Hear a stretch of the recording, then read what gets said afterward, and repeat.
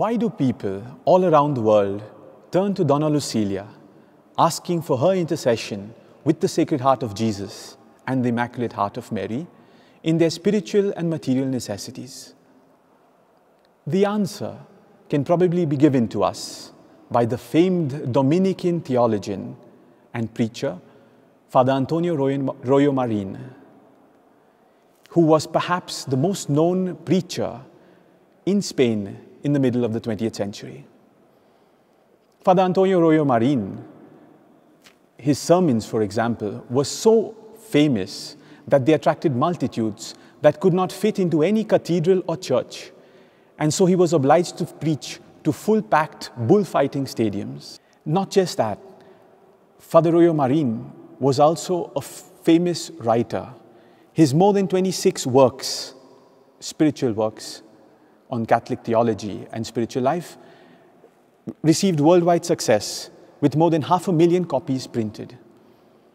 He was also professor of dogmatic and spiritual theology at the university, the Pontifical University of Salamanca, and he was appointed general preacher of his own Dominican order. Father Royo Marin was a great friend of the founder of the Heralds of the Gospel, Monsignor João Scognamilio Claudius. In the early 1980s, the then young and dynamic Catholic leader, Mr. Jean Cla, met with Father Royo Marin on several occasions. In one of these occasions, Father Royo Marin heard from Mr. Jean Cla about Dona Lucilia. And curious, he asked for a picture of her. Looking at the picture, he exclaimed, "Ah, what peace, what peace."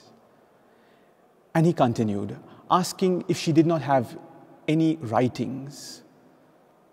The then Mr. Jean Cla explained that being a Catholic housewife and not having a public life, Dona Lucilia had never written any book or anything like that.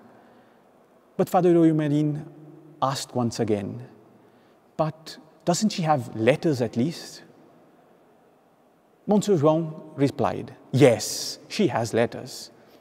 Father Royo Marin asked for these letters because he said that in those letters he would find the explanation of why her physiognomy expressed so much peace.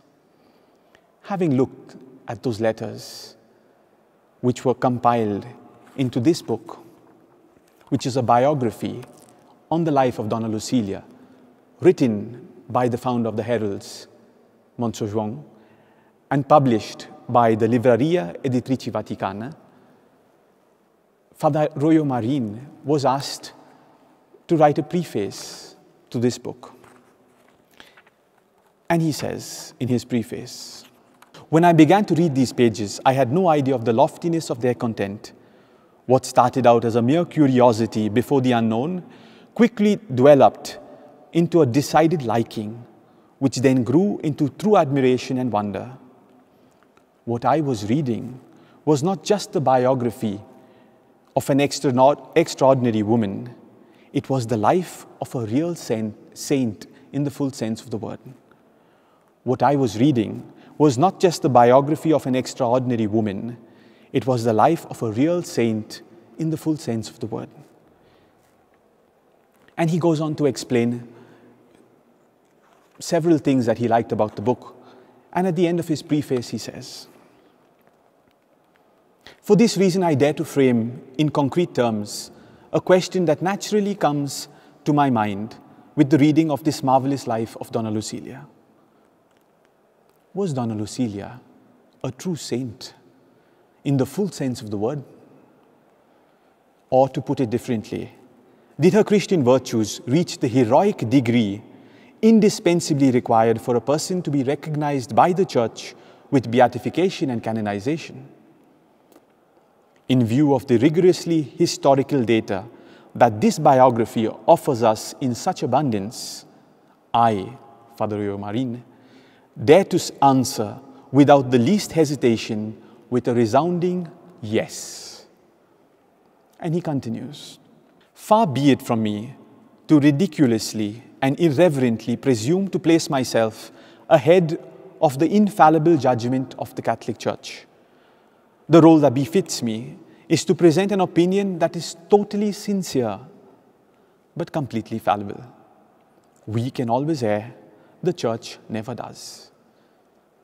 Father Royo Marin ends his preface explaining the importance of a miracle after the death of a person, but that a miracle is not required for a person to be declared a saint during the life of a person, as in so many cases in history. And he gives an example that is perhaps the most éclatant example that we could have, the example of Nossa Senhora, of Our Lady. Mary Most Holy, at least from what the Gospels tell us, did not perform any miracle in her earthly life. Even at the wedding feast at Cana, Jesus performed his first miracle at his mother's request, but the miracle was his, not hers. We have already seen what Father Antonio Royo Marin thinks of Dona Lucilia. But how did Dona Lucilia live? Above all, how did Dona Lucilia die? How were the last moments of her life? 21st of April, 1968. Dona Lucilia lay on her deathbed. She was assisted by a young doctor, Dr. Luis Moreira Duncan, here in São Paulo, Brazil. Dona Lucilia lay tranquilly without the support of pillows, her arms extended alongside her body. Her eyes were closed and her lips were moving, certainly in prayer. Upon taking her pulse and seeing how slow and weak it was, the doctor noted that she was in her final moments. He asked the nurse to summon Dr. Plinio immediately. Meanwhile, Dona Lucilia, never ceasing to move her lips, felt in her heart that the solemn moment of her departure from this life had arrived.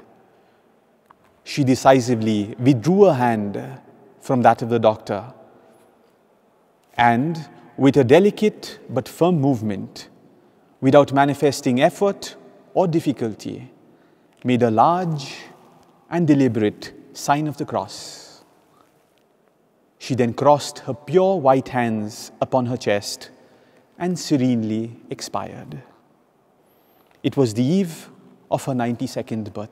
This profound spirit of faith, this great desire to do God's will and to carry all the crosses in life that were due to her, and this great spirit of faith, of prayer, with which she accompanied all the crosses that were sent to her, made Dona Lucilia someone, at least this is the opinion of the thousands all around the world who asked for her intercession, made Dona Lucilia someone able to attend those who need serenity, those who need strength to carry their crosses and to do God's will. That's why so many people write to us, telling us these last moments reflect every single moment of those long 92 years.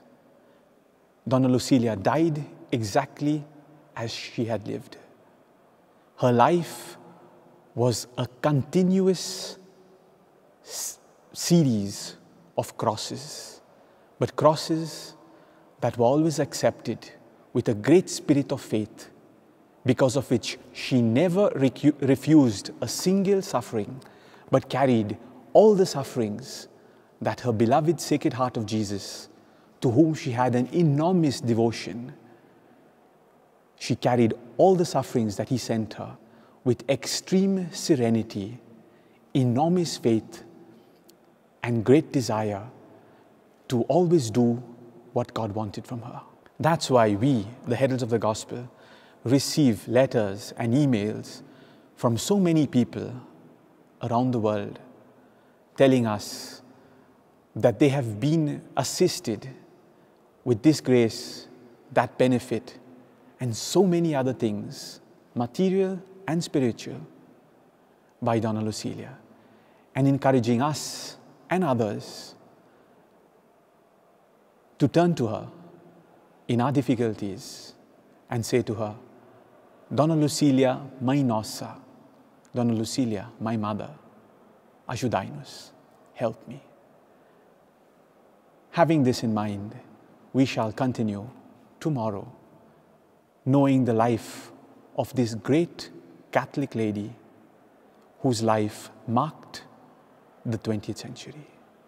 Salve Maria.